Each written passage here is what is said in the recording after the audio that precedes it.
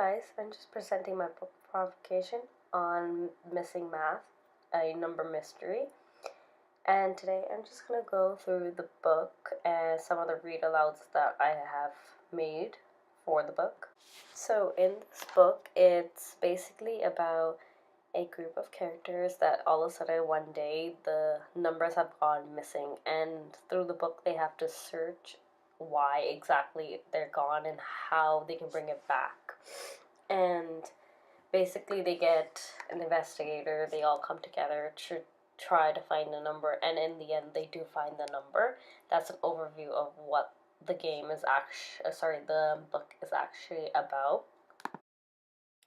And another thing I just wanted to add was the fact that there's a lot of material that is within the book that can be used for this provocation, which I have later details about. So something I found within this book is that you can ask a lot of questions to the children to get them thinking before you start even your read alouds.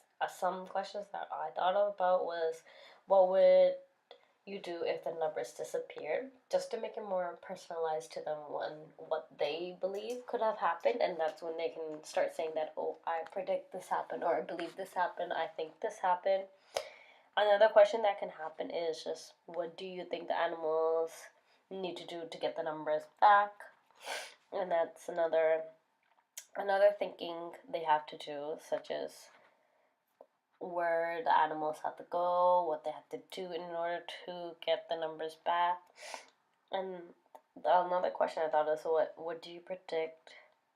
What do you predict to make the numbers come back? So again, they're thinking about it, and that can come back to your read aloud, such as, I predict the numbers have started their own world without everybody else, and this can relate back to the questions. Another read aloud I found is like, I think the numbers have gotten tired and ran away, so I believe they went and started their own world. Another thing. Another prediction is like, I believe that the animals will have to solve this problem to get the numbers back. Another thing that I can use as a read aloud for this provocation was, I can picture that without numbers, how hard it would be to do simple things, such as in the book is calling somebody without a number. I can't call them or do math equations or look at the calendar, simple things that are everyday. I know I wouldn't be able to do, so I can tell the students that I can picture a world without numbers and how hard it actually would be.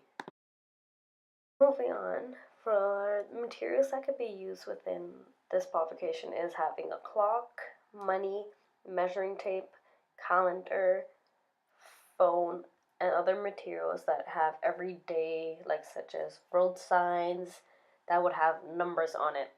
And on the side, you would have some markers and some numbers. And the students will use those materials together and collaborate to figure out the provocation.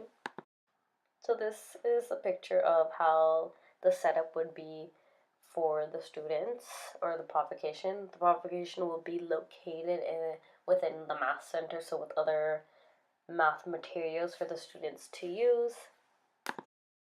So for this provocation, I want students to use the numbers that have been given to them and place it where they belong, or use the markers to write out numbers. This way students are investigating why the numbers wouldn't be there, and they're illustrating the use of numbers. They'll be counting 1 to however many they can, and the teacher is able to assist them with the numbers. So say if one student can only count till 5, this teacher can assist them to get even further along. Also, with the provocation, I want to set out a question that I talked about before. It's like, can you place the numbers back on where they belong? Simple things like that, but